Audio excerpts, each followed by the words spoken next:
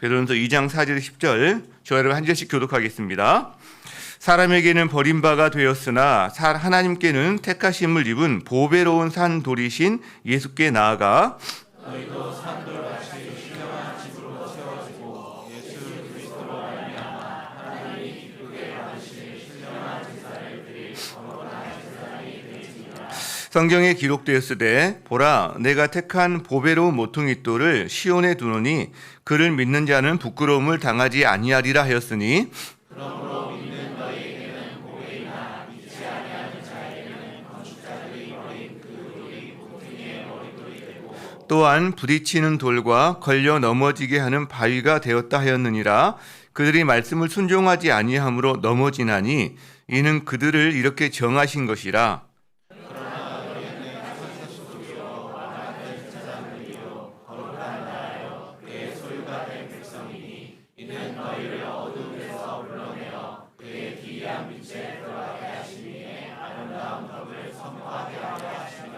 함께 너희가 전에는 백성이 아니더니 이제는 하나님의 백성이요 전에는 긍휼을 얻지 못하였더니 이제는 긍휼을 얻은 자니라. 아멘. 네, 자리에 앉겠습니다. 여러분 교회는 세상을 이깁니다. 아멘. 네, 주장이 아니라 우리가 살펴보았죠. 교회는 과연 세상을 이기는가? 세상을 이긴다고 합니다. 자, 뜨거운 사랑의 공동체는 우리가 세상을 살아갈 때 오는 두려움을 이기게 해줍니다. 그렇죠? 자, 근데 이 뜨거운 사랑의 공동체는 무엇으로 가능하다고 그랬죠? 말씀으로 가능합니다. 진리의 말씀으로 가능합니다. 그래서요, 이 진리의 말씀이 교회를 교회되게 합니다. 그리고 교회를 자라게 합니다. 우리 그대로 성도에게 가져오면 됩니다. 성도를 성도되게 하는 것 말씀입니다. 그리고 성도를 자라게 하는 것 말씀입니다. 그래서 베드로 사도가 그 과정에서 너희는 주의 인자하심을 맛보아 알았으면 좋겠다. 이 맛보라는 거예요. 맛보아 알았으면 좋겠다. 자, 그럼 주의 인자하심을 이제 질문이 생기죠. 어떻게 맛보아 알 수 있을까요? 주의 인자하심을 맛보아 알아라 그랬는데 주의 인자하심을 어떻게 맛보아 알 수 있을까요? 자, 그래서 바로 이어진 4절에서 베드로 사도는 이런 말을 합니다. 예수께 나아가세요라고 말합니다. 예수께 나아가세요. 여러분, 우리가 이 질문을 해볼 필요가 있죠. 나는 주의 인자하심을 과연 맛보고 살아가고 있는가? 여러분, 우리가 맨날 고깃집에 가는데 고기 맛을 모른다. 먹어도 참 정말 슬픈 인생이죠. 교회를 평생 다니는데 예수 맛을 모른다. 그 교회 다니는 맛을 모른다. 하나님 주신 정말 힘든 일이죠, 사실. 그렇죠? 여러분, 또 예수께 나아가라 그랬는데 예수께 나아가고 있습니까? 우리 한번 스스로 질문해 볼 필요가 있습니다. 나는 예수께 나아가고 있는가? 여러분, 성경 공부 많이 해라, 훈련 많이 해라, 큐티 열심히 해라, 지금 그 말입니까? 아니요. 예수께 나아가래요. 우리가 나아가야 되는 것은 예수님 자신인 거죠. 성경 공부든 큐티든 어떤 거든 그걸 통해서 예수님을 만나고 예수님과 가까이 갔다면 괜찮은 거지만 상관없다면 문제가 있을 수 있다는 거예요. 요한복음 15장에 나는 포도나무다. 너희는 가지다. 그가 내 안에 내가 그 안에 거하면, 이 거하면이 머문다는 거거든요. 머물면, 예수 안에 머물면 그 인생은 열매를 많이 맺는다고 그래요. 열매를 많이 맺는다. 여러분, 어떤 열매를 맺을까요? 예수의 열매를 맺습니다. 좋은 열매를 맺습니다. 아름답고 복된 열매를 맺습니다.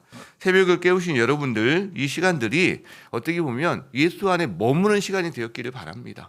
그리고 이 시간을 통해서 하나님이 우리 영을 깨우시고 진리의 말씀으로 우리를 새롭게 하실 때 우리가 살아나는 거거든요.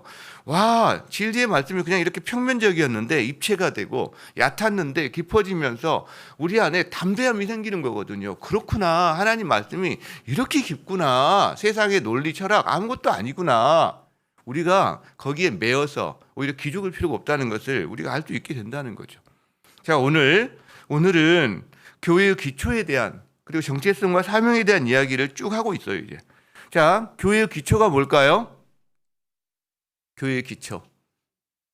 바위일까요? 교회의 기초. 그리스도입니다. 교회는 그리스도 위에 세워집니다. 그리스도 위에. 4절을 볼까요? 4절 읽습니다. 시작. 사람에게는 버림바가 되었으나 하나님께는 택하심을 입은 보배로운 산돌이신 예수께 나아가 이렇게 나옵니다. 여기서 예수님을 두 가지로 표현합니다. 첫 번째는 사람에게는 버림받았지만 하나님께는 택하심을 입은 자라고 표현합니다. 첫 번째 예수님에 대한 부분이. 그죠? 여러분, 베드로는 지금 구약의 이야기를 계속 갖다 쓰거든요. 엄청나게 구약에 많은 이야기 갖다 씁니다. 뒤에 나온 돌 이야기는요, 진짜 다 이 어떻게 구약에 나온 이야기를 갖다 쓰는 건데, 여기도 보면 켜놓으세요. 사람에게 버림바가 되었지만 하나님께 택하심을 입은 사람, 구약에 수없이 많습니다. 대표적인 사람, 다윗 같은 사람도 그렇습니다. 하나님께는 왕으로 택하심을 받았어요. 근데 사람에게는요, 버림받아서 도망 다닙니다. 요셉도 그렇습니다. 하나님께는 택하심을 받았어요. 근데 형제들에게는 버림받고 도망 다닙니다. 여러분, 그런 일들이 엄청나게 많이 있다는 거죠. 여러분, 이게 지금 이 편지를 로마 변방에 사는 흩어져 있는 교회와 성도들에게 보냈는데, 성도들이 이 편지를 받고 위로를 많이 받았을 거예요. 아, 우리만 사람들한테 핍박을 받고 시련을 당하고 있는 게 아니라 예수님 자신이 이 땅에 오셔서 그렇게 피련받고 핍박받고 버림받으신 인생을 살았구나. 여러분, 그걸 아니까 동질감을 느꼈을 거라는 거죠. 아, 교회와 성도의 삶은 예수님을 따라가는 삶이니까 이런 거구나. 그리고 나는 지금 헛된 고생을 하고 있는 게 아니라 예수의 고난에 동참하고 있는 거구나라는 것을 알게 된다는 거예요. 그래서 아마 위로를 받았을 거예요. 우리 성도님들 중에서도요, 지금 시련과 고난의 터널을 지나가고 있는데, 아, 이것이 뭔가 주님의 고난에 동참하는 과정, 그러니까 그 이유 자체가 주로 말미암아 혹은 믿음으로 말미암아 생긴 거라면 진짜 그리스도의 고난에 동참하고 있는 건 맞죠. 그런데 설사 우리가 그런 주님을 위해서 특별한 어떤 행동 때문에, 마음 때문에 당하는 고난이 아니라 할지라도, 즉 깨어진 세상에 살고 있기 때문에 어쩔 수 없이 당하는 고난이라 할지라도, 그걸 통해서 우리가 그리스도의 심정이 통하고 그리스도의 마음을 알아갈 수 있다면 그것 역시 그리스도의 고난에 동참하는 과정이 될 수 있다라는 거예요. 그런 여러분에게도 이 말씀이 위로가 되었으면 좋겠습니다. 자, 예수님을 또 하나 표현하는 게 보배로운 산돌이라고 해요. 보배로운 산돌이라고 하죠. 이 산돌은 바닷돌, 강돌, 산돌 이런 게 아니라 나의 유보술이 이 정도밖에 안 돼서 우리 중학생들한테는 미안하다는 그런 생각을 갖고 있습니다. 리빙스톤, 살아있는 돌이라고 표현하는 거예요. 살아있는, 무슨 돌이 살아있냐. 네. 자, 이게 구약의 여러 돌 개념에서 가져온 거예요. 구약에 수없이 많은 돌들이 있거든요. 가장 대표적인 돌들이 지금 뭐냐면 출애굽기에서 호렙산에 있는 반석에서 물이 나와요. 하나님의 임재인 거죠. 그러니까 반석인데 하나님의 임재가 있어요. 살아있는 돌이라 반석이다라고 우리가 이야기하는 거죠. 또 많습니다. 이사야 28장에도 보면 시온에 택하여 둔 보배로운 모퉁이 돌. 이 모퉁이 돌은 기초석 뭐 이런 이야기인데, 그런 이야기, 여기저기 돌 이야기가 많이 나옵니다. 그런데 이 예수님을 보배로운 모퉁이 돌이라고 표현하신 분은 예수님 자신이세요. 실제로. 그래서 예수님이 이 성전을 헐어라, 내가 사흘 다시 일으키리라 하면서 실제로 자신이 예루살렘 성전을 대체하는 종말에 살아있는 성전이 되실 것을 주장하세요. 베드로는 이것에 근거해서 지금 말하고 있는 거예요. 예수님은 보배로운 산돌이시자. 그렇기 때문에 여러분, 교회의 기초는 예수 그리스도입니다. 이 반석 대신 예수 그리스도 위에 교회는 세워진다는 거죠. 자, 그러면 그 세워지는 교회는 또 누구인가? 두 가지가 표현이 나오는데, 자, 5절을 봅시다. 5절. 자, 너희도 산돌같이 신령한 집으로 세워진다 그래요. 예수님만 산돌이고 신령한 집이 아니라 우리가 예수님처럼 산돌로서 예수님의 영적인 집, 신령한 집, 이거를 우리가 이미 한번 오늘 이걸 위해서 한 건 아니었지만 공동체를 다루면서 했어요. 우리가 성령의 전이고 우리가 성전이다. 똑같은 말을 하는 겁니다. 지금 주로 바울이 그 이야기를 많이 했는데 베드로 똑같은 말을 하고 있는, 베드로도 너희가 성전으로 세워져 가는 거야 라고 말한다는 거예요. 여러분, 갑자기 왜 여기 신령한 집이 등장했을까?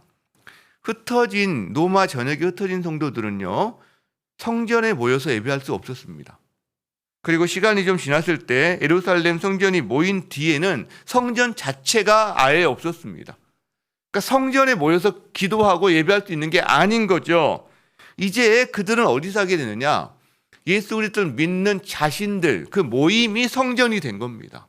거기서 모여서 예배를 드리게 된 거죠. 그러니까 그들이 성령이 거하시는 성전, 성전의 특징은 하나님의 임재거든요. 만약 이곳에 하나님의 임재가 있다. 여러분이 모인 몇 사람 안에 모임 안에 하나님의 임재가 있다. 그곳이 성전이 되는 겁니다.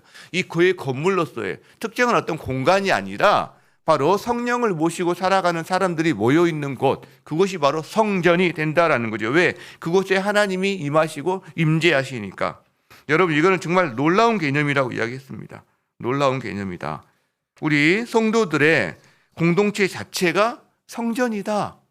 성전이다. 건물이 아니라 사람들의 모임이 성전이다. 하나님이 거기에 함께 하신다. 이거는 구약의 사람들은 상상할 수 없는 놀라운 특권이었다는 거예요. 정말로. 여러분, 감이 오세요? 아니, 내가 그리고 우리 몇 사람이 하나님이 거하신 성전이라고? 그 예전에 놀라운 예루살렘 성전을 대체하는 성전이라고?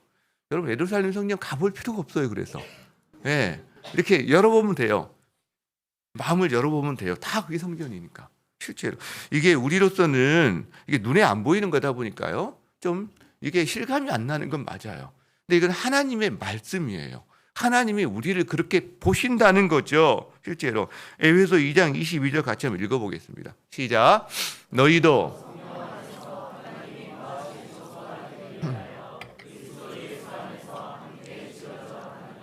우리는 성전이에요. 근데 또 예수 안에서 함께 지어져 가는, 자라가는 성전들이다라는 거죠. 여러분, 이건 하나님의 말씀입니다. 이거를 하나님 말씀을 아멘으로 받으시고 우리가 정말 주님 그렇군요. 그것에 기반해서 살아갈 때 이걸 점점 경험하게 될 줄 믿습니다. 자, 첫 번째가 성전이라면 교회는 신령한 집이고 성전이라면 두 번째가 나옵니다. 5절 다시 한번 보겠습니다. 자, 예수 그리스도로 말미암아 하나님이 기쁘게 받으실 신령한 제사를 드릴 뭐라고 되죠? 거룩한 제사장이다라고 이야기합니다. 여러분, 성도들은 그리고 성도 한 사람 한 사람과 성도가 모여 있는 교회는 뭐다? 두 번째, 거룩한 제사장이다. 첫 번째는요, 성전이다. 성전이다. 영적인 집이다. 두 번째는 거룩한 제사장이다. 여러분, 세상이 비록 요즘 교회를 우습게 봅니다. 무시합니다. 심지어 조롱합니다. 그러나 하나님은 교회를 그 세상을 중보하는 제사장으로 삼으셨습니다. 이 세상이 참 소망이 없습니다. 모든 게 무너져 갑니다. 그런데요, 그 세상, 깨어진 세상을 치유하고 회복하는 통로로 삼으신 것이 바로 교회입니다. 교회에 이 제사장 직분을 맡겼다라는 거죠. 예전에는 이스라엘 민족이 이 하나님 나라에서 있어서 제사장 직분 나라였어요. 실제로. 그런데 이제는 새로운 언약 백성으로서 예수 그리스도의 피 흘리심으로 말미암아 거듭나서 예수 그리스도의 제자들, 하나님의 자녀가 된 사람들이 바로 이 세상을 향한 제사장으로 부름받았다라는 거예요. 그래서 성도의 본분, 교회의 본분이 제사장이에요. 그리고 제사장은 목사만 제사장이 아닙니다. 만인 제사장이에요. 내 안에 예수 그리스도가 있느냐? 그러면 다 제사장입니다. 만인 제사장. 그렇기 때문에 참 거기에 대해서 특별하게 계층, 교회 안에서 계층을 나눈다거나 신분이 나누는 이게 필요치 않습니다. 똑같은 제사장들이다라는 거죠. 여러분, 제사장은 근데 뭐 하는 사람인지 아세요? 하나님과 사람들 사이를 중재하는, 그리고 사람들을 하나님께로 이끌고 가는 사람이 제사장입니다. 그게 바로 제사장의 사명이거든요. 근데 옛 이스라엘은 이 제사장 나라인 걸 알았어요. 그런데 오해한 게 있었어요. 자기들만 선민이다고, 자기들의 특권의식에 갇혀 지냈다는 겁니다. 이방인들에게 복이 흘러간 너희가 통로야 라고 주님은 세워주셨는데, 이방인들은 너희는 지옥의 땔감 정도야 라고 무시했다는 거예요. 본분을 망각했다라는 거죠. 여러분, 오늘날 교회들이 그럴 수 있습니다. 그러면 똑같이 이스라엘이 한 실수를 똑같이 반복하고 있는 겁니다. 그래서 교회는 부름받은 하나님의 백성으로서 이 교회 안에서 사랑과 교제와 정말 아름다운 것들을 많이 누려야 되지만 동시에 세상을 향해 부름받았기 때문에 세상을 향해 보냄받은 제자로서 사명이 있다는 거죠. 이걸 잊어버리는 순간 사회로 변하기 시작합니다. 사회가 되어 갑니다. 점점. 그래서 교회 안에 이 선교적인 사명들, 선교적인 공동체성을 놓칠 수가 없는 이유가 그거 있어요. 제가 매주 항상 두 가지를 기도하잖아요. 하나님, 우리 교회 안에 작년 대비 다음 세대 비율 100% 넘게 해주세요. 하나님, 우리 작년 성도들 비율 가운데 매년 5% 이상의 세례자가 나오게 해주세요. 이것이 어떻게 보면 그 사명을 우리 교회에 맞게끔 하나님 앞에서 기도하는 내용들이거든요. 이거를 놓칠 수 없는 이유가 여기에 있다는 거죠. 굿뉴스 클럽 한다고 우리 엄마들 정말 애쓰거든요. 자기 집 오픈하고 아이들 한 20명 와서 막 놀면요, 아랫집에서 지진이 나니까 난리가 나는 거죠. 그것 때문에 힘들기도 하고, 그래서 또 가서 달래야 되잖아요. 음식 가서 바치면서 관계성이지만 굿뉴스 클럽 그렇게 고생하면서 하고 있죠. 전도학교 하죠. 행복축제, 작년 가을에 했는데 올해는 왜 가을에 안 하고 또 봄에 하는 거야? 뭐 이런 분들 계실 수 있는데, 하는 이유가 여러분, 교회가 그걸 안 하면 교회 안 하겠다는 거예요. 교회가 그걸 안 하면 사회가 되겠다는 거예요. 우리끼리 좀 좋을지 모르지만 금방 여기도 부패가 일어납니다. 여러분, 저는 우리 교회가요, 이 길로 온 교회가 하나 돼서 달려가고 있다는 것이 너무 감사해요. 그리고 그것 때문에 우리 교회가 이 생명력이 있고 살아나고 있다는 것도 저는 믿습니다. 여러분도 그것 때문에 함께 교회 안에서 이 생명력을 가지고 살아날 수 있다는 것을 믿으시고 그렇게 함께 동참하는 은혜가 있기를 바랍니다. 여러분, 예수님은 우리의 반석이 되시거든요. 자, 6절을 한번 봅시다. 6절을 보면 성경에 기록됐으되 보라, 내가 택한 보배로운 모퉁이 돌을 시온에 둔다라고 이야기해요. 예수님이 모퉁이 돌인데, 이 모퉁이 돌은 건물을 지을 때 지금이야 콘크리트 이런 걸로 이렇게 하지만 예전에 돌을 기초석을 놨잖아요. 그러니까 기초석입니다. 근데 모퉁이 돌은 이 기초석을 근간으로 해서 여기에 다른 돌들이 계속 놓여지는 기준이 되는 돌이고 기초가 되는 돌이다라고 우리가 할 수 있는데, 근데 재밌는 게 뭐냐면 이 모퉁이 돌, 기초석이면서 기준석이 되는 이것에 대한 반응이 두 가지가 나온다는 거예요. 하나는 이 부분이 예수 그리스도를 이걸 통해서 믿느냐, 즉 이 기초석을 근거로 해서 자기 인생을 쌓아가는 사람이 있고요. 이 기초석 나 필요 없어, 버리고 따로 자기 인생을 쌓아가는 사람이 있다는 거예요. 이 두 가지로 나뉜다는 거예요. 여러분, 그 결과도 다르게 나옵니다. 여러분, 이거를 예수님을 자기 모퉁이 돌의 기초소로 삼고 살아가는 사람들에게는 부끄럽지 않은 인생이 된다고 이야기합니다. 부끄럽지 않은 인생이 된다는 거예요. 그리고 모퉁이 돌과 연결되어서 영적인 집, 신령한 집, 하나님의 성전으로 지어져 간다라고 합니다. 하나님 안에 있는 사람으로. 근데 반대로 이 모퉁이 돌 대신 예수 그리스도와 함께 집을 짓지 아니하는 사람, 여기에 무시하는 사람은 어떻게, 믿지 않는 사람은 어떻게 되느냐? 상관없는 사람이 되는 거예요. 상관없는 사람. 여러분, 그래서 그 사람은 이 돌을 버립니다. 모퉁이 돌을 소중히 여기는 사람은 이걸 보배로 생각합니다. 모퉁이 돌을. 그런데요, 이걸 버리는 사람은, 이걸 소중히 여기지 않는 사람은 이 모퉁이 돌을 버립니다. 그 결과 모퉁이 돌과 연결이 되지 않습니다. 여러분, 이것이 근데 거기서 넘어지는 게 아니라 이것이 그에게 넘어지게 하는 돌이 됩니다. 걸림돌이 됩니다. 더 자세하게 표현한다면 자기 인생 가운데 이 바위가 떨어지는 거예요. 여러분, 한 수십 톤 되는 바위가, 뭐 집채만한 엄청난 바위가 자기한테 떨어졌다고 자기가 그 바위에 깔렸다고 생각해 보세요. 박살이 나는 거죠. 여러분, 지금 그 이야기를 하고 있는 거예요. 그 모퉁이 돌을 모퉁이 돌 위에 옆에 너의 인생을 만들어 갈 거니, 아니면 그걸 무시하다가 그 모퉁이 돌이 너에게 떨어져서 그 모퉁이 돌을 이고 살아가는 게 아니에요. 어떻게 이고 살아가니까 박살이 나는 거지. 여러분, 그 인생으로 지금 두 가지를 대조해서 말을 하고 있다라는 거예요. 그러니까 예수를 바라보는 이 태도가 어떻게 두 가지로 나뉘어집니다. 세상에서도.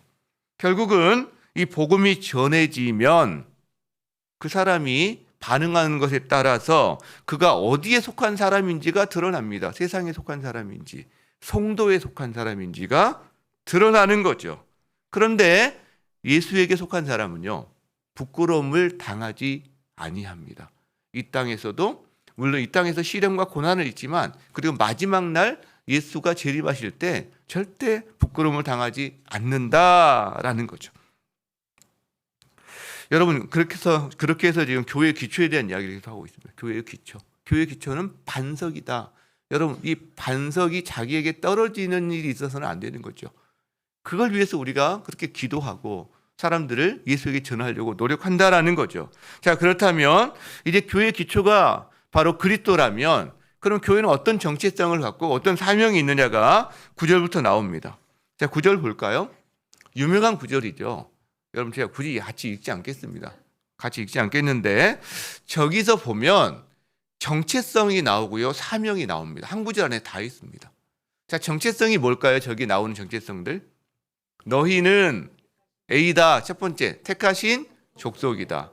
왕같은 제사장들이다. 거룩한 나라다. 소유된 백성이다. 자, 이게 그의 정체성입니다. 그럼 사명은 뭘까요? 사명. 아름다운 덕을 선포하는 것이 너희의 사명이다. 지금 라고 이야기를 한다는 거예요. 여러분, 근데 이게 참 중요합니다. 이게요, 이 구조가 재밌습니다. 이 구조가 의미가 있습니다. 자, 첫 번째가 뭐냐면 정체성입니다. 그리고 그 정체성에서 두 번째가 나옵니다. 뭐예요? 사명이 나옵니다. 제가 이거를 여러분에게 1번, 2보다 정체성이다. 그 다음 2번, 2보다 사명이다. 이 이야기를 합니다. 여러분, 이 순서가 중요합니다. 만일 정체성에 대한 부분이 명확하지 않으면서 사명만 계속 강조되면 어떤 일이 벌어질까요? 내가 이거 왜 해야 되지? 네. 고심에 빠지는 거죠. 동기가 약화됩니다. 여러분, 제가 그런 이야기 했어요. 복음이 1번이다. 복음이. 그리고 복음의 결과는 2번이다. 우리한테 이거 해라. 이거 하지 말아라. 어떤 하는 것들은 다 복음의 결과들이요. 너 이렇게 살아야 돼. 그렇게 살면 안 돼. 라고 하는 이야기가 수없이 많은데 그건 2번이다. 1번은요. 하나님이 우리를 위해 하신 일이 무엇인지, 그래서 우리가 어떤 존재가 되었는지 거기에 걸맞게 살아가는 것으로서 2번이 나온다는 이야기를 제가 끊임없이 했습니다. 1번을 잘 몰라요, 사람들이. 그냥 구원받을 때 예수 그리스도가 나의 주님이시죠. 이 단 한 줄 정도밖에 남는 게 없어요. 그걸로는 이 설명이 안 됩니다. 그러니까 신앙생활이 힘든 거예요. 어려운 거죠. 부담과 짐만 몽땅. 왜? 이거는 정말 이렇게 조그맣고요. 이 복음에 대한 깊이와 넓이는 이거밖에 안 되는데 그 다음에 해야 될 것, 하지 말아야 될 것은 이만큼 신앙 연수가 쌓아갈수록 많아진단 말이죠. 그러니까 불균형이 생기는 거죠. 이게 이렇게 커지고 이 저수지에 물이 자기 안에 틀러 들어와서 그걸 감당하면 별게 아니고 그 다음에 살아갈 수가 있는데 거꾸로 된다라는 거죠. 여러분, 그렇기 때문에 이 부분은 해결이 필요합니다.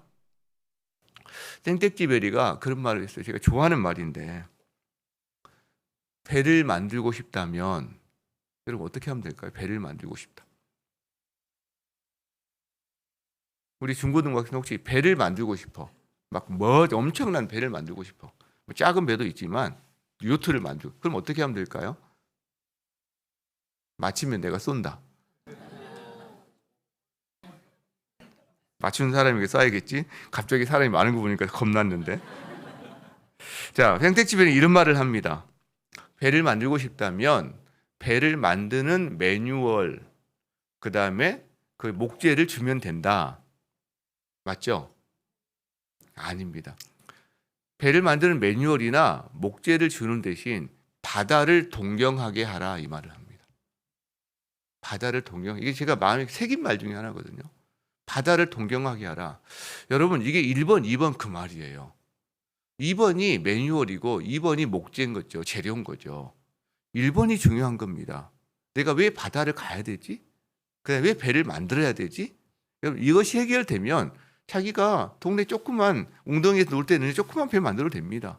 그러나 좀 멀리 나가고자 하면 좀 더 큰 배 만들어야 돼요. 대양을 건너고자 하면 더 튼튼한 배를 만들어야 되는 거죠. 1번, 그 다음에 2번이 중요하다는 거죠.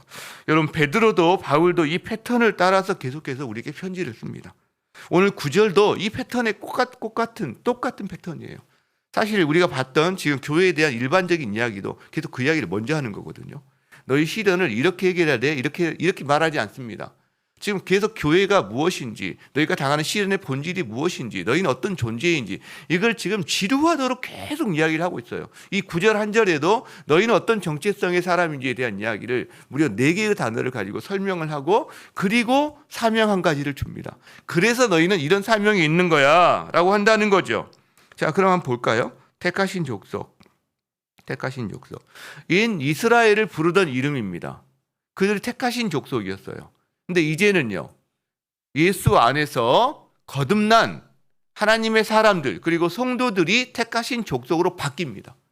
교회가 택하신 족속이 된다는 거죠. 여기 왕 같은 제사장요, 이건 명칭을 좀 바꿔서 우리가 이해하면 더 적절할 겁니다. 제사장 나라로 생각하세요, 여러분. 왕 같은 제사장이 이게 조금 애매한 부분이 있습니다. 전혀 뜻이 없는 건 아니지만 어떤 제사장 나라, 이것도 함께 여러분 병행해서 이해했으면 좋겠는데, 여러분 이게 누구에게 줬던 호칭이었죠? 이스라엘에게 주었던 호칭이에요. 이스라엘 민족을, 나라를 제사장 나라로 삼아서 열방을 복되게 하려는 게 하나님의 계획이었단 말이죠.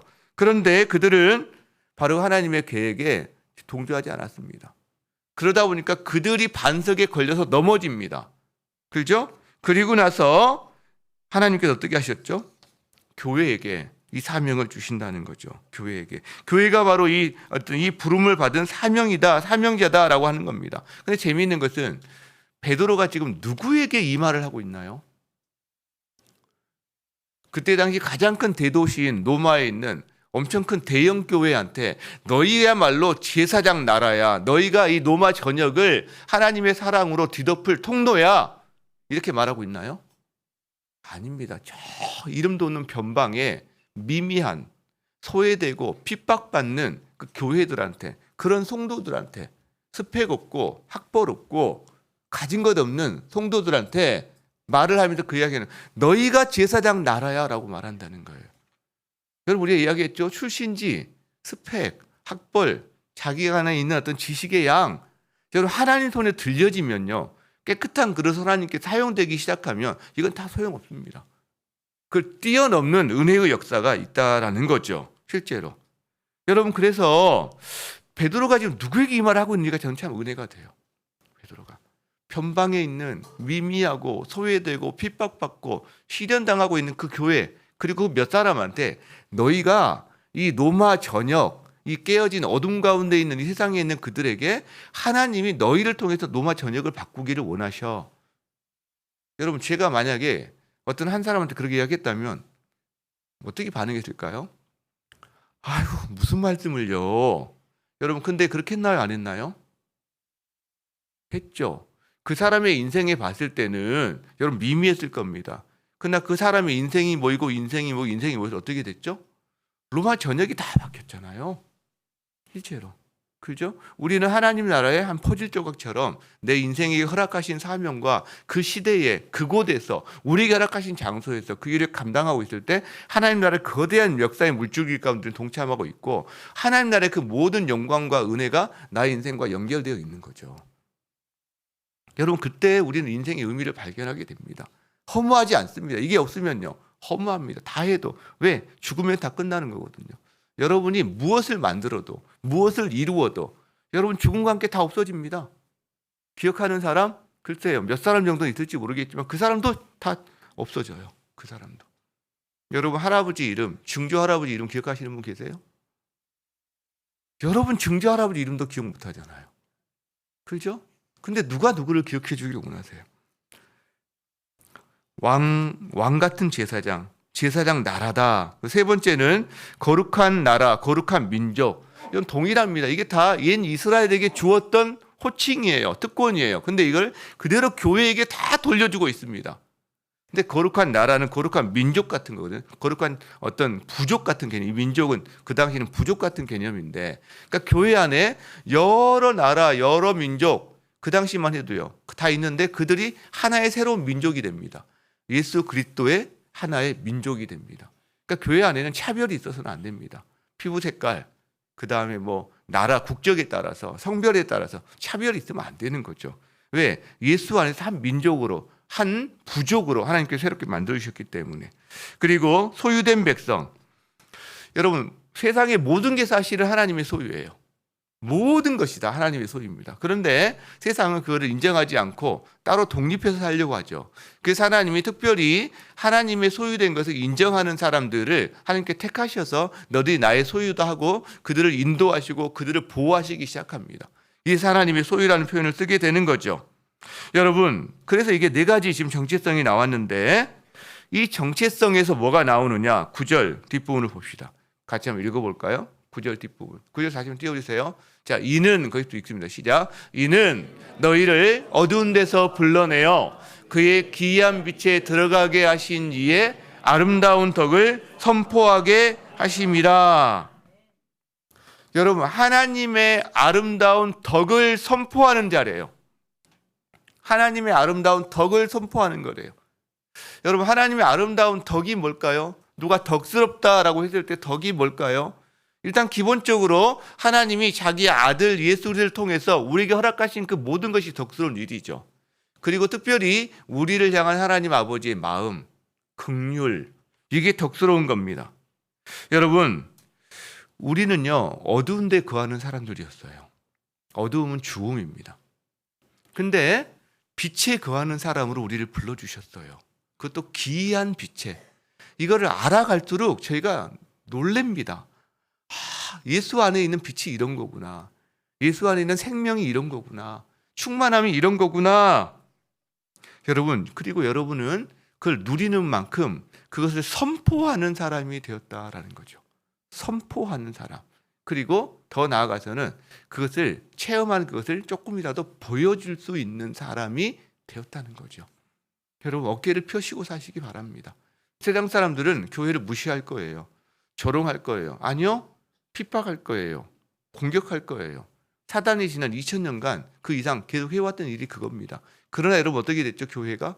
지금도 수많은 교회가 핍박받고 공격받고 있습니다. 지구상에. 그러나 어떻게 되죠? 하나님이 보호하시고 보존하시고 그들을 통해서 생명의 역사를 이뤄가세요. 노마가 그랬습니다. 카타콤에 들어가 살았지만 그 사이에 계속 복음을 전파되고요. 나중에 노마 전역이 다 돌아오게 되는 역사가 있었습니다. 마찬가지라는 거죠. 여러분, 이것이 하나님의 역사입니다. 말씀을 마무리하고자 합니다.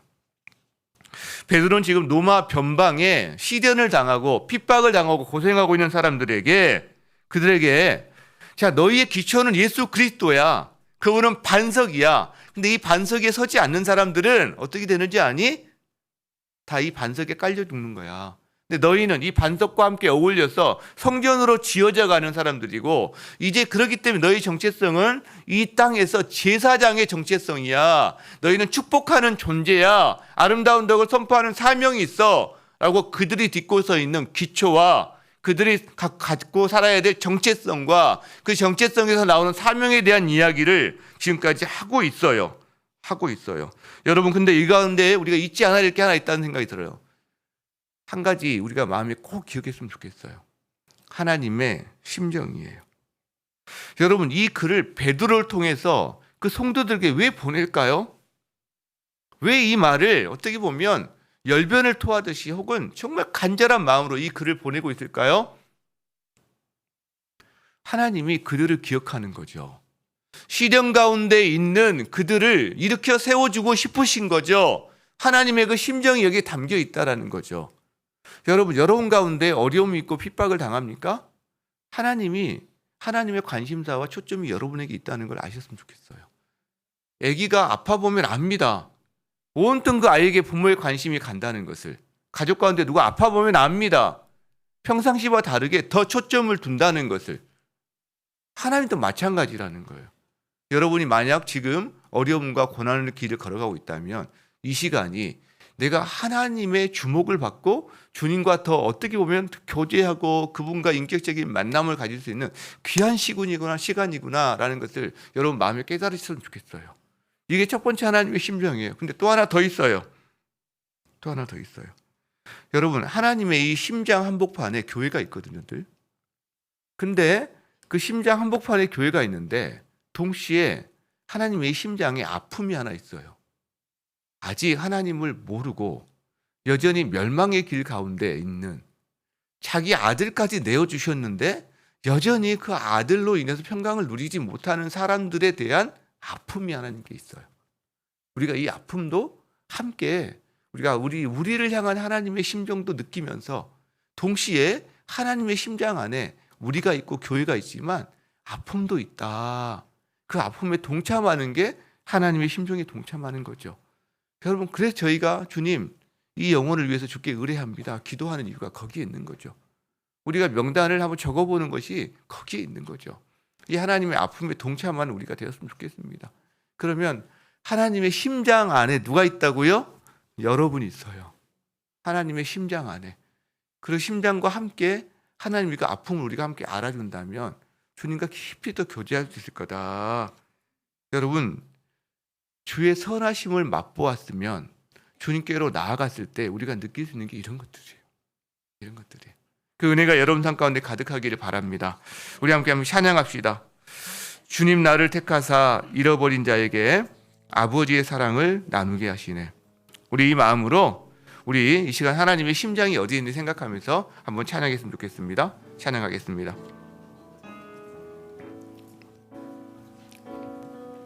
주님 나를 택하사 잃어버린 자 아버지의 사랑을 아버지의 사랑을 나누게 하시네. 어두움을 밝히며 차가운 마음 녹이는 진리의 빛 전하게 하소서. 보내소서. 시련이 찾아올 때도 보내소서. 시련이 찾아올 때 주님의 눈물 기억하게 하소서. 보내소서. 주께서 가신 길을 나로 걸어가게 하소서. 주님 나를 택하사 잃어버린 자에게 아버지의 사랑을 나누게 하시네. 어두움을 밝히며 차가운 마음 녹이는 진리의 빛 전하게 하소서. 보내소서. 보내소서. 시련이 찾아올 때도 주님의 눈물 기억하게 하소서. 보내소서. 보내소서. 주께서 가신 길을 나도 걸어가게 하소서. 성령으로 임하사 성령으로 임하사 소망 없는 자에게 생명의 그 말씀을 전하게 하시네. 목자 없는 양같이 방황하는 저들에게 주의 사랑 전하게 하소서. 보내소서.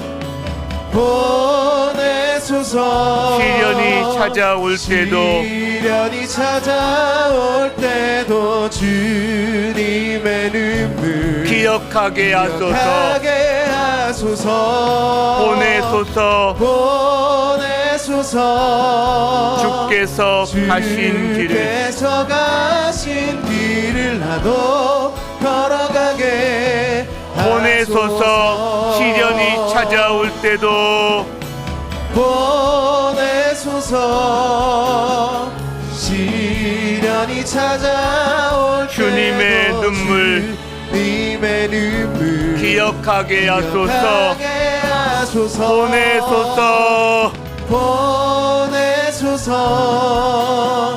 주께서 가신 길을 나도 걸어가게 하소서. 여러분, 우리는 오늘 너무 엄청난 이야기를 들었습니다. 우리가 성전이래요. 우리가 그리스도 안에서 성전이래요. 그리고 우리가 이 세상의 제사장들이 돼요. 우리가 아니면 세상에 주님의 사랑, 주님의 그 심장이 전해지지 않는다고 말을 합니다. 그리고 주님께서 말씀하십니다. 너의 정체성은 제사장 나라야 라고 말씀하시면서 그의 기이한 빛을 누리고 그 기이한 빛을 전하라. 어둠 가운데 있는 사람들에게 빛을 비추어라 라고 말씀하십니다. 왜요? 하나님의 심장 안에 교회가 있어요. 하나님의 심장 안에 우리가 있어요. 그리고 아픔이 있어요. 주님의 눈물이 있어요. 내가 여전히 깨어진 세상을 바라보면서 아파한다. 여전히 내가 내 자녀, 예수를 주었지만 돌아오지 않는 자들을 보고 그렇게 아파한다. 너희에게 그들을 맡긴다. 너희가 그 통로야. 너희가 그들에게 손과 발이 되어주렴 라고 말씀하신다는 거죠. 여러분, 이 마음을 가지고 우리 주님 앞에 한번 외치며 기도했으면 좋겠습니다. 주님, 저를 보내주십시오. 시련이 온다 할지라도 주님의 눈물을 기억하며 주님이 보내신 이 길을 걸어가기를 원합니다. 그래서 목자 없이 목자 없는 양처럼 하나님 방황하는 그들에게 주의 사랑이 전해지는 통로가 되기를 원합니다. 주여, 저를 보내어 주십시오. 함께 주여 외치고 기도합니다. 주여, 아버지 그렇습니다.